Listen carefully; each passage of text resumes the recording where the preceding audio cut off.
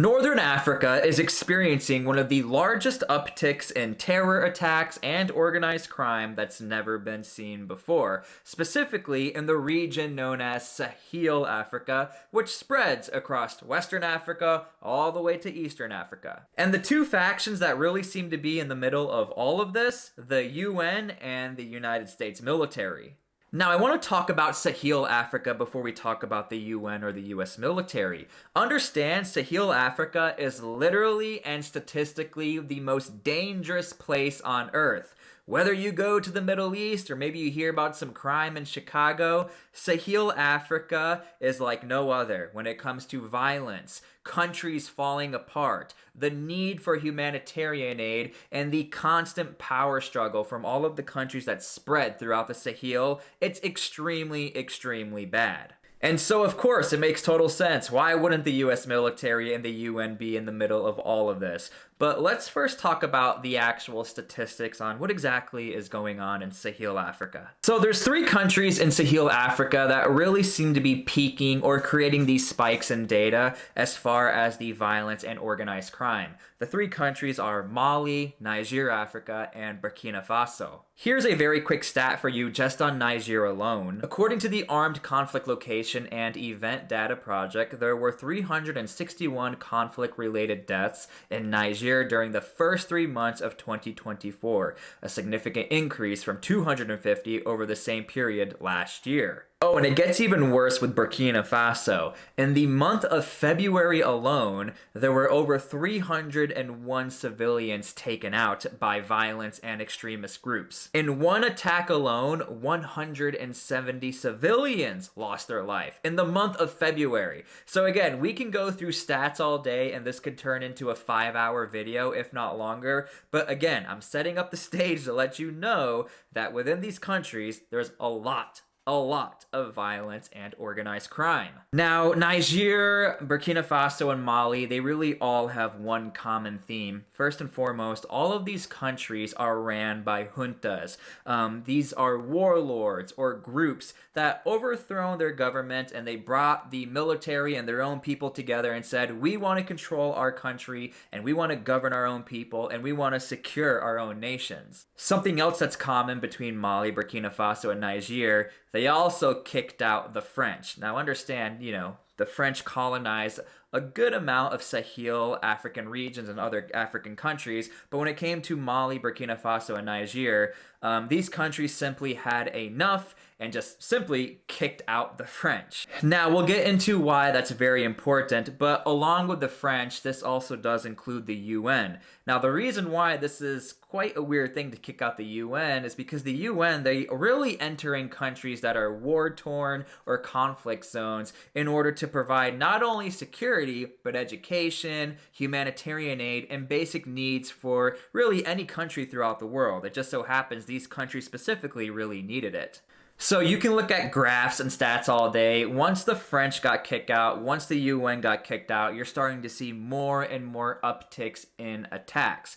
Now, where does the US military fit in all of this, and why are we even talking about the US military? Well, understand, in Niger, Africa, the US military is also getting kicked out. Now, I think a lot of people might be offended from me saying this, maybe we're not necessarily getting kicked out, but there is a mutual agreement to get out of Niger, Africa. And I will say the US military is getting kicked out of Niger, Africa in a way more peaceful and graceful way. I advise you to go look into what actually happened with France and how embarrassing that was. And probably Niger, Africa and the French will never have a stable relationship ever again. But anyway, the US military, yeah, they're getting kicked out of Niger, Africa as well. And so when you start to put the facts together, the UN kicked out, the French kicked out, the US military getting kicked out, you are losing very credible and very important entities that provide security for nations and partnerships. So now you have these powerhouse vacuum states where very, very major entities within terror organizations are entering within the Sahel, and they are realizing, you know what, let's go to Mali, let's go to Niger, and let's go to Burkina Faso, because look, the government is not able to actually provide the proper security for these countries. The US was actually doing a good job, the French was doing a good job, and the UN was doing a good job. You can look at graphs once again all day and see there are specific correlations in which these security elements were actually stopping or at least suppressing terror groups or any sort of organized crime. But again, without the US military there, without the UN around, a lot of these groups are starting to come in, and now these governments, as in Niger, Burkina Faso, and Mali, they're trying to figure out what to do. Well, there is a solution, so pay attention. Mali especially found out, well, now that we're kicking the French out, let's bring in a country that just so happens to be one of the United States military's biggest adversary. Let's bring in the Russians. Burkina Faso also following suit, let's bring in Russian elements. And now there is very, very strong speculation and correlation and evidence that Niger will also be following. I'll get to that in a second. And so from a strategic standpoint, the US military obviously is not enjoying this. I mean, the French are already long gone. But as far as the US military, they are trying to maintain and establish some sort of security elements within Africa so that Russian entities or Russian groups are not going into these African nations and totally destroying them, because that is what Russia is doing. Now, I did say I had some evidence to show there is correlation that all of these countries are adding in a Russian element or a lot of Russian influence.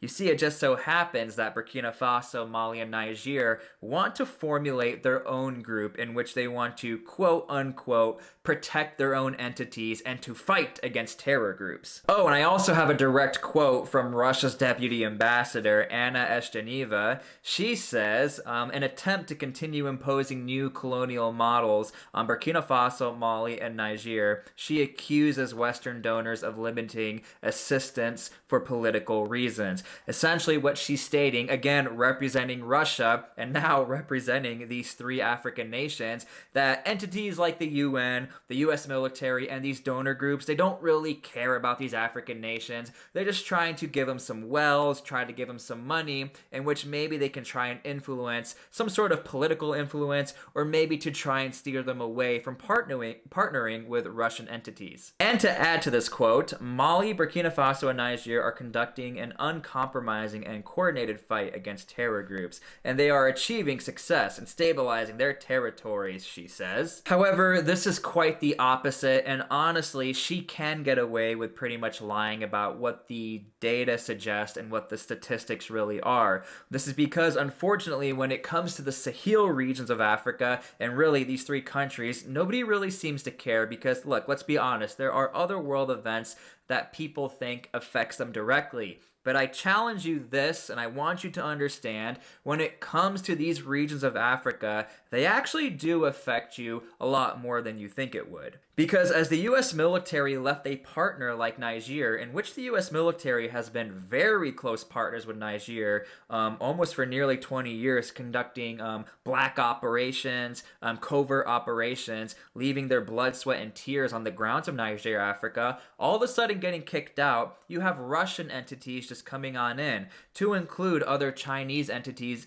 entering into the Sahel as well. So as ground is being lost and this influence of democracy and Westernism, if you will, Russia says no, the West is bad. The US military is bad. Also, Europe is bad. As these countries start to formulate opinions and ideas, that is directly affecting me and you if you do live in the United States, or really anywhere else in the world that Russia seems to have an issue with. Now, as far as the US military is concerned, it's still kind of hard to figure out what exactly the strategy is, because in Niger, Africa, I had mentioned there were black ops and covert operations, utilizing drones, utilizing special forces, and directly fighting the enemy face to face.